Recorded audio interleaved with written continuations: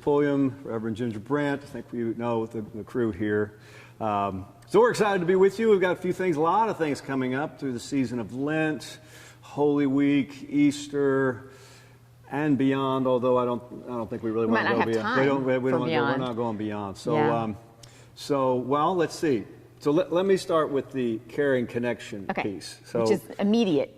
Immediate, yes. So this coming Sunday at 3:30 in the parlor area, we have a Caring Connection, which is our group that cares for those who are caregivers, right? And we have a lot of these people in our congregation.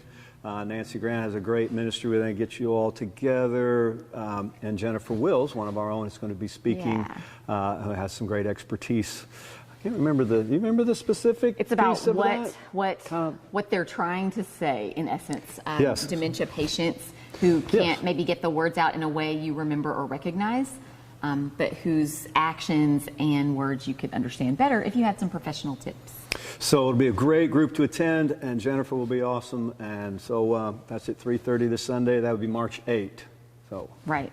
So Jennifer trains, you might not know this, she trains people who then give direct care to all sorts of folks with conditions, life-altering conditions.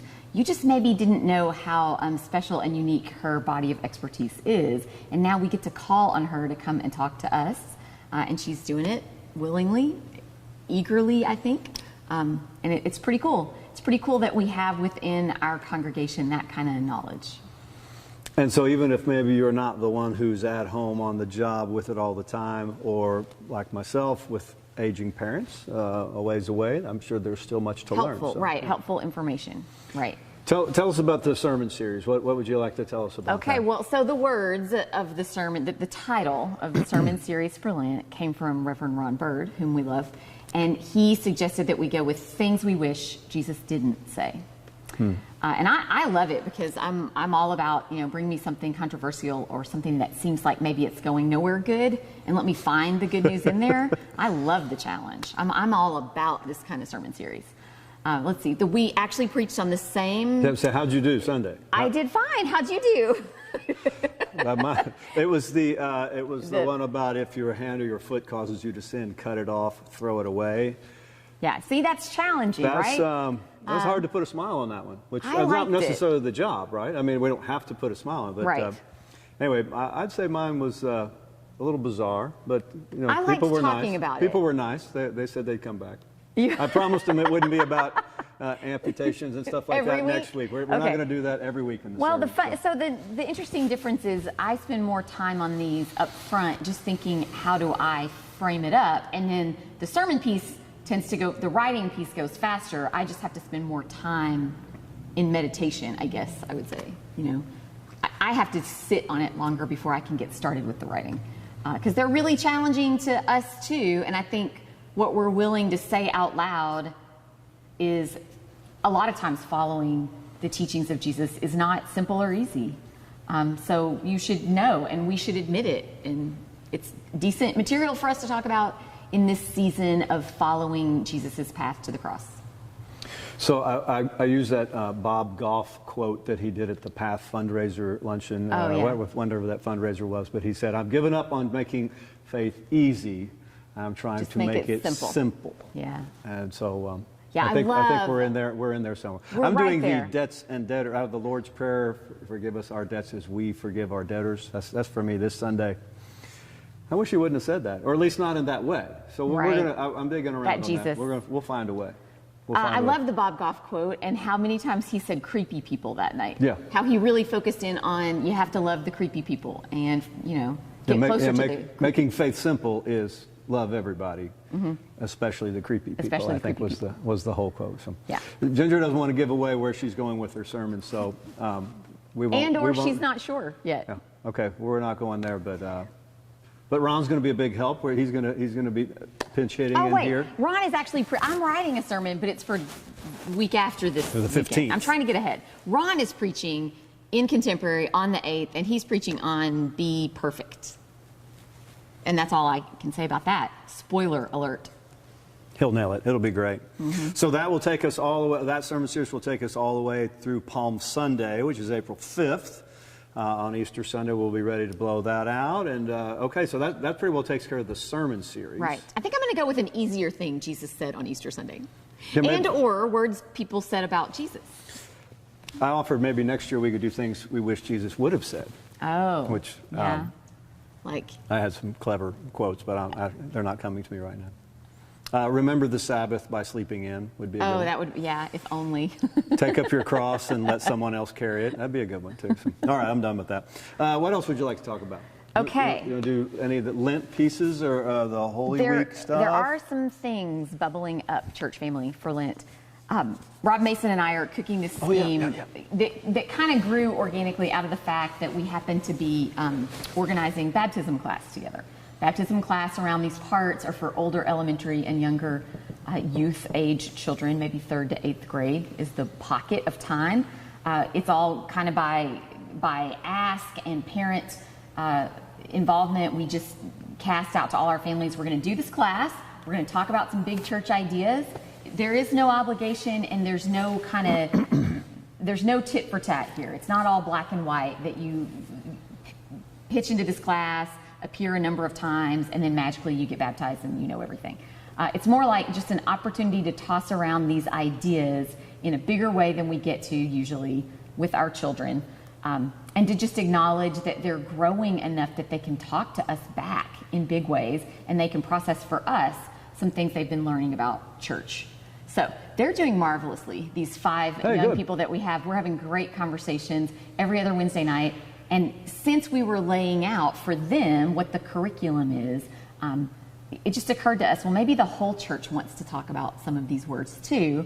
Not in a, there's one hard and fast right answer kind of way, but in a conversational way where we want to know, what have you grown up thinking about these words? What do you now know about these words, or how do you approach them today? So words like confession, repentance, covenant, communion, lots of commitment. Was that in there too? Commitment is in there. Okay. Well, I mean, yes, it feeds in, definitely. So Rob and I started a blog that only has one post so far because we just started it yesterday. But check it out. It's at fcctyler.org. Yeah, it's a nascent blog. It's very young. But we hope that people will comment, and then I'll pull some comments from there onto Facebook and try to spark a little conversation so that every Wednesday during Lent, there'll be a new sort of church idea to discuss or throw your 2 cents in about. And then every Sunday, we'll follow that with a spiritual practice that might connect in some way and that you might want to just test out. So the handout cards will start appearing this Sunday. Look for more on social media, just kind of further developing the idea. We'll probably do more when we have 1 or 2 essays under our belts and kind of know where we're headed. But it's sort of like an online book club or an online reading group with not that much to read and no book to weigh you down. You really just take our prompts and go where you want to go in conversation. And we're just interested to see where the church family goes. That sounds good. That sounds really good. I'm not a big blog guy, but I'll see if I can find that. I'll walk in and I'll link it for you and click through and Thanks. Okay, make it good. easy. Yeah. So in a minute, I'm going to let you talk about Palm Sunday and what the kids are doing. But we're also doing this Eat, Serve, Play first and third Wednesday nights. That happened just last night. Had a really good group, a bigger group than we've been having. Vicki Graham talked about that in our traditional worship service today, and I think it talked about a lot of people. Hey, we need to get in on that. Which was a good call. It was a lot of fun. Pulled my mic down. So. Technical glitch. I'm back in the game. Anyway, so first and third Wednesday nights, 5:30 is the meal. Kind of 6 to 7 is when the baptism class happens. Mm-hmm. For the rest of us, there's an activity of some sort, serving opportunity, and we had a variety of people there last night, and it was really a lot of fun. So keep that in mind also. It seemed like a whole lot of care kits were also assembled, like yes, dozens exactly and dozens, more than I expected when I came back in. So those were when you see the person on the side of the road, will work for food or hungry or whatever, they're just have one of those in your car, pass it out. That's the idea. And I think we're going to have some of those Extras. here Sunday for you to take yourself if you'd like. So. Good note. Yeah. So, okay, what about Palm Sunday and the kids and then what that turns into? So everybody with young people in your life, consider being right here, maybe not in this room, I don't know, in this building on Palm Sunday, because we're going to do a really different kind of Easter egg hunt that is going to be really fun as well as meaningful. Haven't nailed down the verbiage on this yet, but it's sort of like a hunt to help. So instead of hunting for Easter eggs at our playground, kids are going to hunt for items we've strategically hidden, like chapsticks, socks, bookmarks, candies, various notepads, little things that we can then give away. And you're going to fill a whole basket, instead of with eggs, you're going to fill an entire basket with things that some of our homebound members would enjoy. And then you're going to have a chance with your family to go deliver that Easter basket that you've helped build by hunting out all its goods. So that's Palm Sunday, April 5th. Right after the worship hour. During the Sunday school second hour. We'll have it'll be like an outdoor egg hunt. And then I think towards the end, spoilers for parents, I think we are going to still give them some eggs with goodies inside. There will still be candy to go home with your kiddo. But I think it's more a controlled amount of candy for your kid, and not you may not get as much. Is right. What that means. Your take is going to definitely be less if you're at the 10% level like I am. More of the time spent will be on the baskets for other people, and then the hunt part that's just for yourself won't need to take as long. So we'll get it all done in an hour. It'll be a pretty meaningful new thing. I'm really excited that we kind of brainstormed this out and came up with really good ideas. So it's not the same, just go and, knock other kids down and get as much candy as you can. We're, maybe not trying to encourage that so much. This is a new take on it. Then on Easter Sunday, kind of after the baptisms, we'll talk about that in a bit. We're working on some other things. Vicki Graham's putting this together. The idea, at least at this point, I'm not sure it's a done deal, but we were planning to put together those resurrection eggs. I don't know if you've seen those, but each of the eggs kind of has another element or symbol of the story of Easter. And that's good, because the story of Easter really isn't about the Easter bunny, particularly in this setting. So, okay, let's see. So during Holy Week then, Palm Sunday would be a great Sunday. In addition to what's going on with the kids, we'll wave palm branches and all that, finish up the sermon series. And through the week, then we're having our noon Holy Week services. We'll do that Wednesday and Friday. Okay. Just Wednesday and Friday at noon, 30-minute service right in here in the sanctuary, and then we'll have lunch to follow. So then Thursday is Maundy Thursday, we call it. Thursday evening, I believe at 6 o'clock, we'll have our Maundy Thursday service, which will also be here in the sanctuary. There's a new twist we hadn't thought about. It'll only ring twice. Anyway, so we've done this a couple of years. We bring in real food and gather around the table of our Lord and kind of mix that into that story of Maundy Thursday night. So come and be a part of that. So would you like to talk about Eucharist? Anything we know along those lines? I would like to talk about Eucharist as I yell at you all. Well, hang on. Where's your mic? I think it's almost over. I think it's 2 o'clock, therefore go right ahead. Okay, so as has become our habit in recent years, note to self, once again, we're combining Good Friday's observance with the music of U2 to do this thing that sounds a little secular and is actually amazingly holy. The Eucharist service will be like a tenebrae service in church language and church world. That's just a service that gets more and more purposely dark in less light as you go through the hour of worship, roughly. So you start with all the lights up, and then you pull it down, down, down, as if the sun is setting on the inside of the room you're in. The music is great. Rehearsal starts this weekend, so a huge troupe of musicians headed by Mike Hazeltine and Jonathan Benedetti are taking this very seriously. They will show up with excellence. There's also liturgy to be read. There's the story of what we call Good Friday, which is really the Passion of the Christ. And I don't know what else. And it's usually a service that brings us visitors. So it's a great service to come show up to as an FCC insider so that you can welcome more people and talk to them and then kind of let them know what to expect on Sundays if they want to come again another time. But 7 p.m. Good Friday. I just love that service because it's very different. And people sing those songs that they know. They sing those differently, and we sing them differently when they are sung in the context of worship.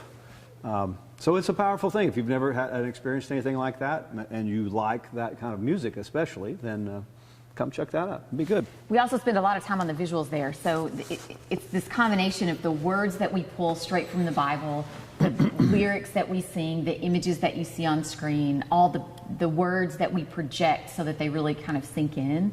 It's a pretty powerful and moving experience, especially coupled with the fact that we're extinguishing light as we talk about Jesus' suffering. So one of the things we're big on is so Holy Week, Palm Sunday is a celebratory Sunday, and Easter Sunday is a celebratory Sunday. Those are both, but in between is all this the suffering, the hardship, and that's not really the part we like, but I think it's a really important piece of the story. Many of you came and were part of the Ash Wednesday service that Ginger put together with others. And that's a good start to it. And Holy Week, those services in between will be similar to that. We'll have, you can't just do the mountaintops. There's a valley in between. So come and be a part of that. Yeah, it's useful time spent. It really is. And it makes Easter kind of a different thing and a better thing in my world. So Easter Sunday, we'll have our 2 services as usual. We'll pack out the place in both places. We're going to have a great celebration. We have some brass coming in here. It's going to be some of our own people, too. It's going to be great. That's Easter Sunday morning at 10:45 on Easter Sunday morning. So after the worship services, we'll come back in here for our baptism service. So we're imagining, remember these people from a baptism class. I know of at least one adult who also would like to be baptized. So we haven't really figured out if that's all going to be part of the same or at a different time. But as a church family, we invite you to come in here at 10:45 to see and to be a part, to be a part of that baptism experience with these young people.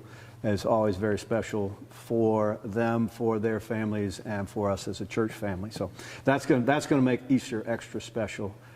So come. It always does. Yeah. If you will. And we like church family to be as present as the nuclear families of the young people getting baptized. I will not be able to tell you in a few words just how unique each one of these little people are and how much we need them in our church life, but we do. They're the tops. Do you have other ideas? You want to talk about like reading or watching or any of that kind of stuff? Or do you have other things you're thinking of? I have a new podcast, The Memory Palace. Have we already talked about that? I don't think I've told you this. The Memory Palace is so good. It's a history podcast, and that's really all I can say without ruining it.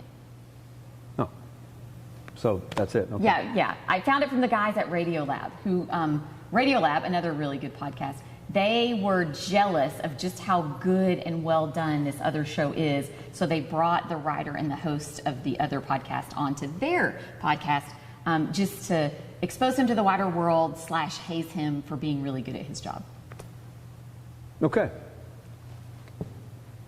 Sounds good. I'm sorry, I can't really say that I'm watching anything. Galen Morrison told us we're in the show hole. We don't know. Yeah? They're kind of like, we started Outlander, and we may go back to that, but it's just really rough. And right. Not exactly. I relate to not having exactly a show. Lisa's thing, and so we're back to working 24/7. You need some new Netflix. I'm not sure that's where we want to be, but the Pulliams are moving. We're changing houses, so that's we're a lot of activity around that. And I guess I could just say, as a church family, we're struggling through a season where we're losing a great many of our people.